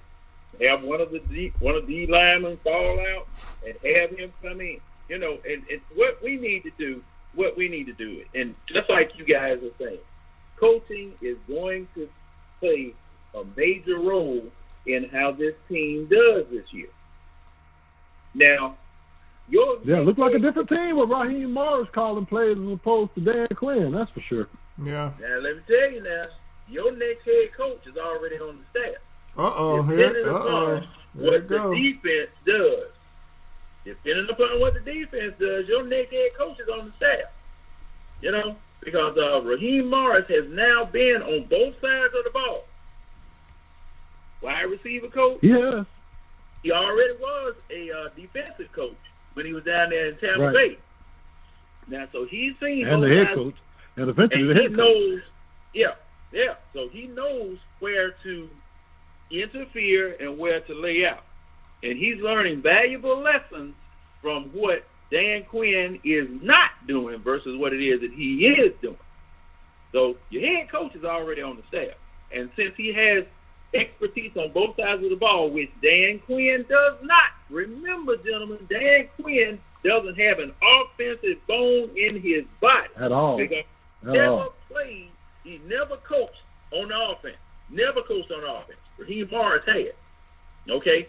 So, depending upon how this defense works this year, and I'm hoping that this man sends the house from time to time on blitzes, mixes up coverages, mixes up people coming after the quarterback, so, you know, that he creates havoc in this division as well as the rest of the league. Because, you know, man, that AFC dominance over us is still just racking at my brain. I mean, it's just like AFC, whether it's the AFC East, West, North, Central, whatever, we get tore up by AFC teams because we just look small against them. We just look weak against them.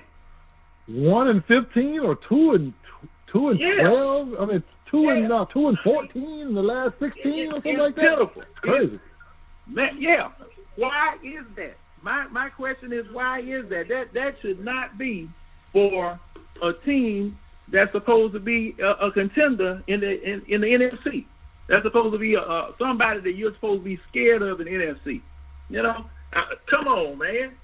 You know, at least right. I mean, we got beat by the Titans. Why they had Mariota at quarterback when everybody was beat? You mean Joe Montana, right? Wait a minute, that was Joe Montana out there. Yeah, we got beat by the Colts with Jacoby Brissett at quarterback. You know what I mean? So yeah, that's the problem. That losing to the AFC certainly. 646-652-4479. I want to, before you get started, I want to get ready to kind of wind up this portion of the show because I do still have another segment to do. But go ahead, Jordan. Oh, okay. Well, one of the things I did want to recognize about today's draft show, and I thought it was the right pick for the Giants. A lot of people were moving the lineman from Iowa up above, or the lineman from Alabama up above. But congratulations to Andrew Thomas, the Georgia Bulldogs, the guy who I felt was absolutely the best tackle in the draft. We've never had any trouble with someone just beating him on the edge, as long as he was starting at either left or right tackle. And so he did go number 4 overall to the New York Giants. Now, towards late in the first round, Isaiah Wilson, the kid who we actually recruited out of New York, which is rare, he did come out this year and ended up going number 29 overall to the Tennessee Titans. And, I mean, he's just, when you talk about big guys, he's just a mammoth offensive tackle, 6'7", 350 pounds. And he fits perfectly with Derrick Henry and what they like to do in Tennessee. So congratulations to him being drafted. DeAndre Swift did come off the board as the second running back, taken third pick in the second round to the Detroit Lions. He will be in tandem with Kerryon Johnson from Auburn, playing along with Matthew Stafford, the Georgia Bulldog. So congratulations to him as well for being drafted. And I'm trying to check the updates on what's happening in the third round to see if any more guys have come off the board, which I don't see any. I know Chris has let us know, unfortunately, Jake Fromm has not come off the board so far. But we do have 3 UGA players going really within the top 40 picks. So congratulations to those young men, and looking forward to them carry on the tradition of Georgia football players excelling at the next level. Thank you, sir. Thank you, sir. John, you got anything before go to this next segment? Yeah, you guys got anything on those Georgia guys? I'm actually looking. I don't see any more. I actually don't see any more in the. I mean as far as the fit of those 3 though on the teams they went to and whatnot. Just real quick. Swift going to Detroit. I think that's going to help the other Georgia guy that's there, Matthew Stafford. I don't know if they did that on purpose or not. Detroit has been down so long, and they've never really given any weapons to Matthew over the years. Of course, Megatron was there for a second, but it's time for them to make a move. So I think getting him definitely kind of proves that they're trying to do something instead of nothing at all. So I think that's my take as far as this on the running back side. John, what you think about on the offensive lineman? Which I do think he deserved to be picked that high too. By the way, 6'7", 350. Man. Yes, sir. I'm jealous. I'm just jealous, man. I'm jealous. Come on, man. Ooh, wait. Now look. What is a defensive end gonna do with this man 1-on-1? Right. Well, especially you got Derrick Henry coming behind him too. That's the thing. I think that's a perfect fit. Man, he might break a record again. Right there. But see, that's an example of a team knowing what they do well and sticking to going it, all the way and with it. drafting the type of guy that fits their scheme. Yes. And so while Isaiah Wilson may have some issues with the speed rush at times, but they run that football. And when you're talking about being able to run, and you need short yardage, and you can run between guard and a 350-pound tackle, it's perfect for what they do. And like you said, I think Andrew Thomas, he's actually been Mr. Consistency, never gets beat, blocks well in the run game. Great pick for the Giants to protect their young quarterback, Daniel Jones, out of Duke, who shows some pretty good promise as a rookie, taking Eli's spot.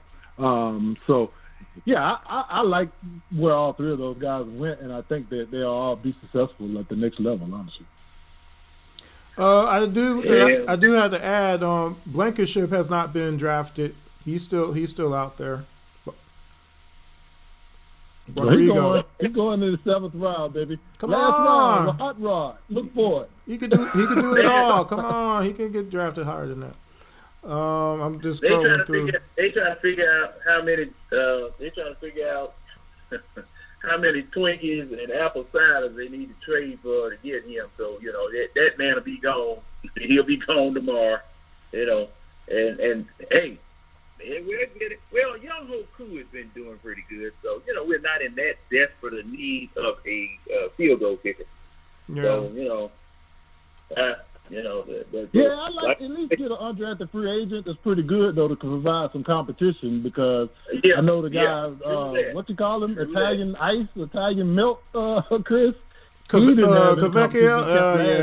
That didn't work too well. It was terrible. Yeah. Yeah, that was just like, man, that was just like our center that we just got. What was his name? The Hawk center. Dwayne Dedman was gone. Man, I got the job. I ain't got to worry about anything. I spoke to man, and that was the worst possible. Alex Lynn. Yeah, he ghosted on it. I've talked about that a lot. How just couldn't anticipate how bad he was going to be at starter, and just that was miserable. Yeah. Well, gentlemen, I'm going to turn you guys loose. I've got some things. I need to eat me a little something. And it's always a pleasure talking with you. And I don't know when I'll be able to get back with you, but I'll be tuning in as best I can. You guys take care, and please be careful out there. Yes, sir. You too. Be safe out there, man. Take care. Yeah, we'll be watching for you online and make sure you're doing all right. And, if you see something on the timelines with the sports and whatever, chime in. Or if you put something up, tag me. You know what I mean? I'll be happy to participate in the conversation. Yes, sir. Thank you. Thank you. Thanks, Good night, sir. guys. Good night. That All right, was John. John in the ATL there, representing for all the essential workers out there. Appreciate the support of over a long period of time on around the ATL. So that being said, I want to do this because I need to make sure I get this segment in. As I mentioned, this was an expanded draft show, but I want to make sure that this gets on our live show version. If you saw any of the promos, you saw that we were going to talk a little Atlanta Dream. They had their draft a week ago. Basically it's a new era in Dream Nation. So let's go ahead and talk a little bit about what they did last week.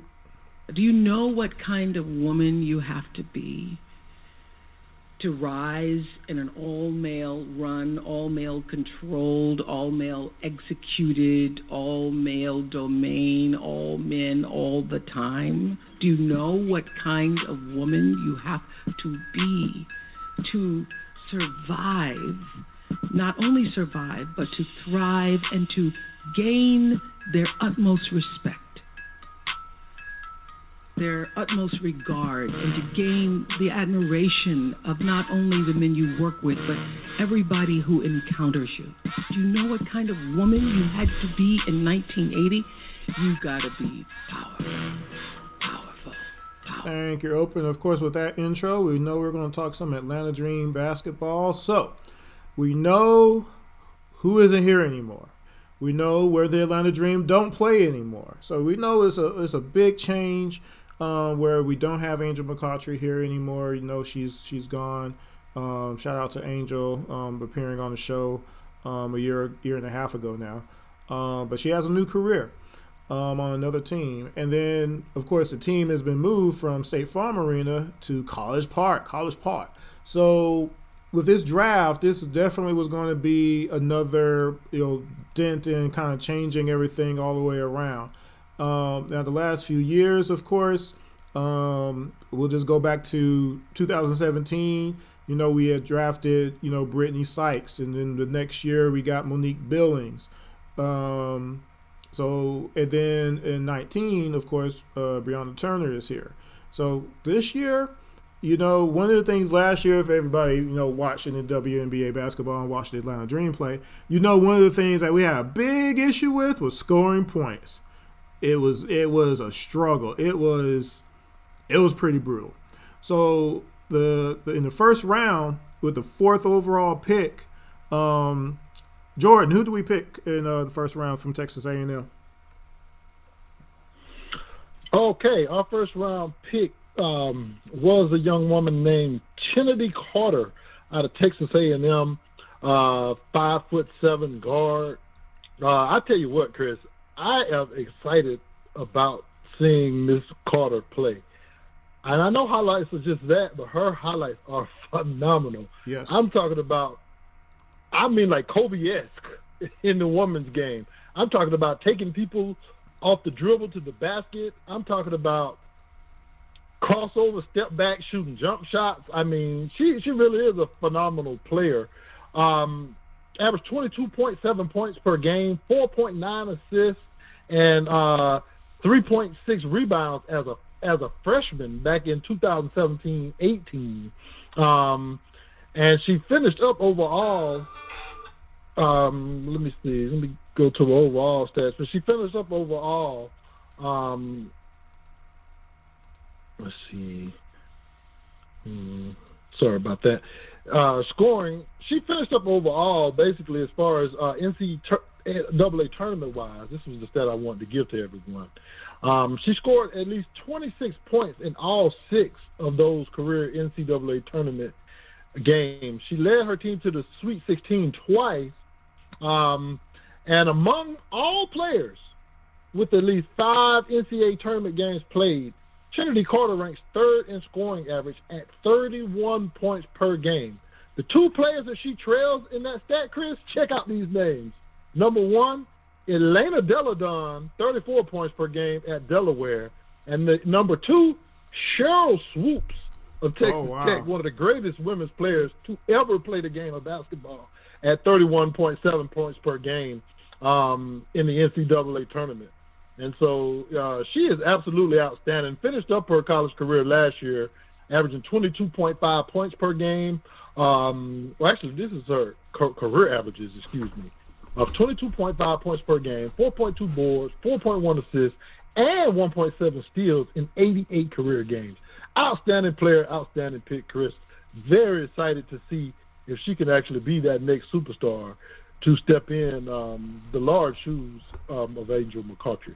And again, this was a specific pick for the Dream. Obviously, as you mentioned, her highlights speak for themselves, but you can tell that she actually can play. It's not no fluke. It's not by accident. She can ball. And if you ever get a chance, everybody who's listening, 646-652-4479, make sure you look her up and watch her in games that counted. You see what I'm saying? And you're talking about tournaments and things of that nature. And you can always say, well, what she did in college is not going to translate in the WNBA. You can say that if you want to, but probably even more so it can in the WNBA as the position that she plays especially. She can shoot. She knows how to score. She's just not a scorer, but she can actually straight out shoot. So I because of how the season ended last year and the struggles of somebody being able to get their own shot, guess who can get their own shot, Miss Carter? Somebody who can actually hit a jumper coming off a pick and roll, any kind of a screen, run a play for her off the ball. She can do all those things and hit the shot still. And she's creative as well. Again, now some of this, y'all just have to look at her highlights, watch some game footage and things of that nature. When you see someone who it's just like the NBA. When you see someone who can do certain things, you know they can play. It's not happenstance or whatnot. So I believe her points. Exactly. I believe her points can definitely translate. And as we go through the rest of these picks, like Brittany Brewer from Texas Tech, who I believe she averaged 16 points a game herself, 9 rebounds a game, as well as a couple of blocks a game as well. 10.3 actually, to be honest, to be exact with the stats, and 4 blocks a game as a senior. There you go. 4. And then from Oregon State, you have Michaela. I believe it's pronounced Pivec from Oregon State. For her senior year, she was averaging 14 points. So I think that one of the things the Dream said, okay, no matter what, we got to score more points than we were before to even be competitive. Defense aside, and now we won't even get into that just yet. We know what happened last year in regards to the defensive side of the ball too. We really wasn't playing no defense, obviously, right? But it exposed them even more when you also can't score. It's one thing when you're not playing no defense, but then you're not even scoring. You're going to get beat pretty much all the time, right? So I think they addressed some of those needs. Now we do have there was actually one more pick. I don't want to leave them out. They actually have 4 picks this year. Who's the 4th pick, Jordan? I got you right here, Chris. Kobe Thornton. Forward out of Clemson. She is 6'2". She's a native of Shelburne, Georgia. Shout out to the 229. And she was named ACC second team as a junior, and she was all freshman team as a freshman as well. I have her numbers right here. She averaged 13.1 points per game and was also second on the team with 5.7 rebounds per contest for Clemson. In a tough league. And to back up one pick, something I wanted to add about Michaela Pivec out of Oregon State. She averaged, like you said, 14.8 points, which is almost 15. Also 9.3 boards and 4.5 assists. So some very promising prospects here for the Dream, sir. 646-652-4479. So we definitely have a new era overall in all of our teams, really. And that's one of the reasons I wanted to kind of get this segment in, is just to show that, Atlanta sports is where it's at, really, and that's one of the main reasons I wanted to create a show around Atlanta sports only, to press upon that fact that we do have some great fans here, and we really do have a great fan base, and we just need to show that through the support of all the fans all the way across the board, because we have the potential to do a lot of winning over the next decade or so. And it really kind of starts now, even despite all that's going on in the world right now. When sports do start back, we need to make sure that we do support, because otherwise you're going to miss some really cool stuff. So go ahead, Jordan. Yes, just wanted to add a few more notes on our top picks as well before we move on from talking about the dream. As we said, Miss Brittany Brewer, 16.6 points per game, 10.3 rebounds, 4 blocks per game as a senior. She was an All-American honorable mention and first team All Big 12. She was one of the top contestants for the Lisa Leslie Award for the nation's best center. So they have her listed as a forward here, but she also could play the center position as well. And back to the top pick, Miss Trinity Carter. She actually became the first player at Texas A&M to be named All-American in her first 3 seasons in college.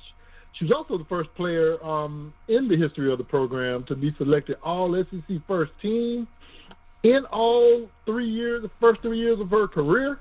She was also National Freshman of the Year as a freshman.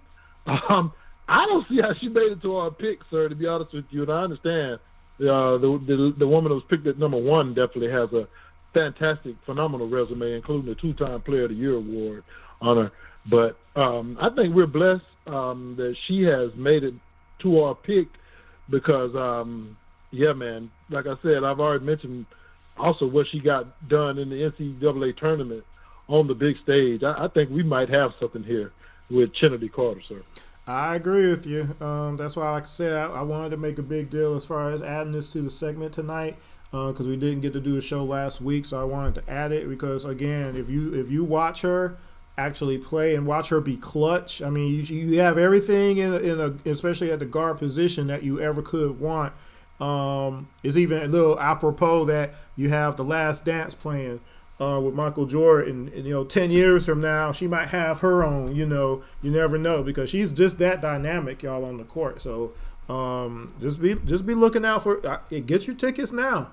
You know what I'm saying? Out there in College Park. I believe we're going to see some great things out of the Dream Team again. It's going to be pretty exciting. So that being said, appreciate everybody who's listening in from wherever you might be. As we support all teams in Atlanta. As we get ready to finish up the show, we have a few minutes left. We're going to come back to Falcons talk, and as I see, give me a second here.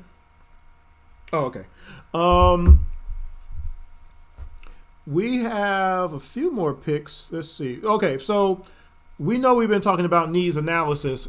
Linebacker is still one. As the players who haven't been picked are about to basically fall to the 4th round, who's the best linebacker who's available right now? Right now, inside linebacker, you got Marcus Bailey out of Purdue. Outside linebacker, you got Troy Dye out of Oregon right now as far as the best available. Their overall rank and grades, again, sometimes you can't go by that exactly. I know these guys do a lot of work to put these numbers together and everything, but it's a matter of what happens when they're actually on the field and how that translates. Is one of those proof in the pudding kind of a deal. Jordan, I don't know if you have it. You can see some of these guys. I could probably throw some names out there. Are there any linebackers that you think could be, out of the 4th round? Because I don't know how many more picks we got before the night's out, but I think we're almost done. Any linebackers that you think can even be somebody who could help the Falcons right now? I am trying to look and just take a look, first of all, to see how many picks are in this round. Looks like there are 5 more picks before the night's over with. So if the Falcons don't do anything there, we are looking at pick number 13 in the 4th round. So still 18 more picks left before we pick, so it's hard to kind Wow, of take a look and to get a good idea exactly. Even out of the best available guys, a lot of them may be gone before it's all said and done, and the Falcons actually get a chance to pick. But I was looking for one particular kid. What school? His last name. He's out of Mississippi or Mississippi State, but he may have been drafted. I think his last name is Gay, as in Marvin Gaye. He may have already been drafted. So he was one guy who I was looking at for the Falcons. Yeah, he's not on the list anymore. Oh, man. So he was a guy I was hoping would still be there. I like those SEC guys, very athletic guy. Also has a little pass rush ability as well. Troy Dye is the best available linebacker according to ESPN's list. Does have some good talent. I remember watching him play and hearing his name called quite a bit when Oregon played against Auburn, an SEC team, first part of the season. So he would have been a good guy to look at. Now, a small school guy who's very athletic is Akeem Davis Gaither. Now, he is a smaller linebacker at only 224 pounds, but he's got a guy with good range. He's a guy with good range, runs very well, and as a lot of people know, Appalachian State is that team that always gives, like, the bigger teams a hard time.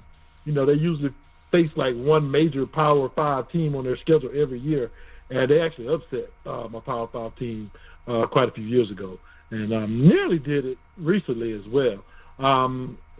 Let me see who else I like on here. I know some of the inside guys. Pittsburgh just drafted Alex Highsmith just now. They just drafted Alex Highsmith. Goodness, so a lot of guys are just coming off the board. As we speak, Shaquille Quarterman is another guy who I've seen play quite a bit out of Miami. 234 pounds. And Miami also has had a very good defense. They also have Michael Pickney still available as well. So those two guys are two guys you could possibly see the Falcons look at in the fourth round. Honestly, here's one. Now, I got it. You can expect just from what school he went to and his profile will be a guy like Dante Olson out of Montana, because Thomas Dimitrov usually takes a guy from Montana, Dakota, Wyoming, or somewhere. In fact, the guy who went, I think he was the first pick of the third round, if I'm not mistaken. Logan Wilson out of Wyoming. He went to Cincinnati first pick in the third round. I'm shocked he wasn't the second round pick for the Falcons, to be honest with you. And with that being said, just because he went to Wyoming doesn't mean he can't play, because, he actually was a guy who was once a cornerback in high school. So, he picks off some passes, had 10 interceptions career at Wyoming. Yeah. But one of those guys that was like a captain, a 3-year captain and everything. So he would have been a perfect Dimitrov type guy. Unfortunately, he's off the board. So the two Miami guys and the young man out of Oregon, I would say would probably be some of the best guys we could pick. Just depends on more if you're looking for more just a coverage guy or a pass rushing guy. I would think maybe either the two Miami guys or the young man out of Appalachian State, as far as, just pure linebackers, would probably be the best bet for the Falcons in round 4 if one of them's still there. Yeah, I see the one from Miami, Shaquille Quarterman, and the other one, Michael Pickney. I see those good two. ball players. Yeah, those could be possibles. As far as at least depth wise, whether or not they could get to where they could start is remains to be seen. I don't know. I think maybe they make a move. They're gonna have to give something up though to get somebody who's already drafted a little higher. As far as again depth wise and just a possible starter. But again, Deion Jones, and Louis Kahn, so you never know. Is this again? I just think right now it's a matter of can the coaching staff get people where they're supposed to be. And can they get them to be motivated like Tak's supposed to be all the time? You shouldn't have to make them be motivated, but it's a whole nother story. I think that could be a possibility still. I still think he could be traded. And I think somebody else can be like, you know what, we can make Tak into a good player, type of a deal. and TD would be like, okay, you could try if you want to, but here you go. And we get somebody. Okay, in exchange to fill that particular need at linebacker and go ahead and move Comiskey over there and see what happens.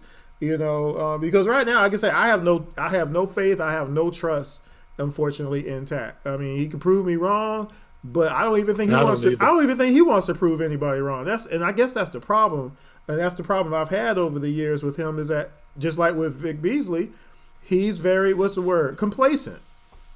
And is off the field and on the field. It's just he'd rather have Twitter fingers. Talks a lot. You see what I'm saying? He'd rather do that than actually have stuff translate on the field to actually help the team win. Because he could have made a difference last year if he actually played. And people would be like, well, he was a little bit hurt. Everybody's hurt. I don't want to hear that, really. What about all the other years? What is he doing all the other years? So, we're going to see. We're going to see. Maybe he'll prove us all wrong. But until then, I mean, it is what it is right now. Yeah, the linebacker who I was hoping would still be there is Willie Gay Jr. out of Mississippi State. The thing about him is he's 6'1" and 243, but he can also run. Yeah. So I thought he'd been a perfect type guy, for the Falcons to take. And I mean, I guess I like the second round pick, but I just think linebacker may have been an even bigger need than to go defensive line in the second round, even though you do need a stronger defensive line rotation overall.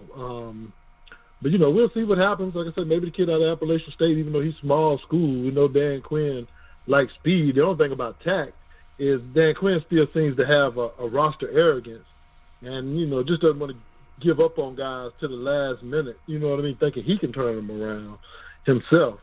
So, we'll see what happens with Tack. I agree with you. I don't really have a whole lot of faith. Maybe playing with a better player in Dante Fowler on the other side will help Tack out more, but I mean, we'll see. I mean, like I said, the first time he does something before talking, then will be a great thing.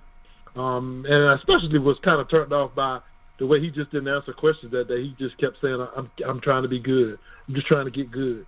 And, I mean, I know Marshawn Lynch did that, but, sir, you have not accomplished near what Marshawn Lynch has accomplished to be acting like that. So, yeah, Tack so far has been a sideshow more than production, unfortunately. Yeah. Well, folks, that being said, we're gonna bring the show to a close tonight. We love talking football, of course, as you can tell. This is our second draft show, so we're very happy to be able to put something together for y'all to listen to, and hopefully a lot of those who get to watch this and listen to it secondhand will appreciate it.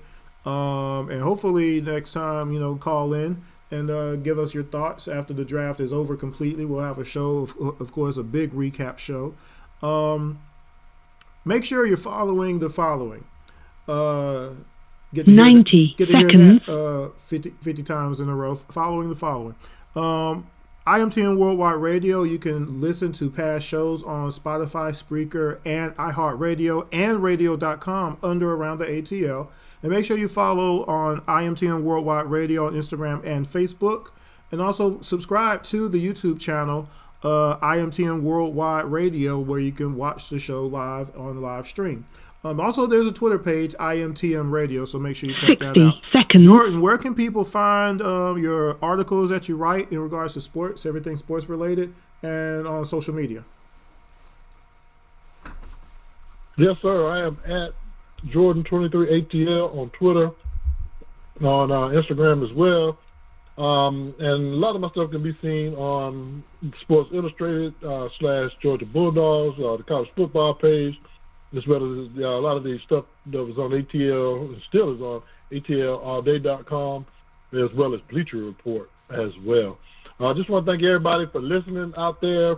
I want everybody to be safe as you're venturing back out into these streets. Continue to take precautions. And last but not least, I want to thank God for giving me this breath that I breathe to talk about these Atlanta and these Georgia sports that I love. 10 seconds. Until next time, that's Around the ATL. We'll be back next week. Peace.